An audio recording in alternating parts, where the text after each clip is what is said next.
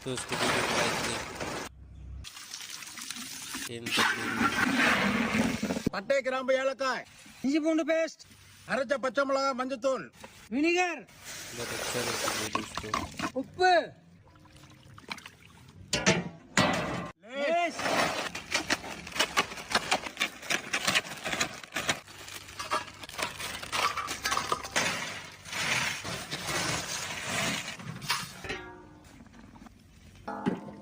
வேக வச்ச மட்டன் இஞ்சி பூண்டு பேஸ்ட் மிளகாய்த்தூள் கரம் மசாலா மிளகுத்தூள் ஜீரகத்தூள் டமோட்டா சாஸ் சோயா சாஸ் லெமன் உப்பு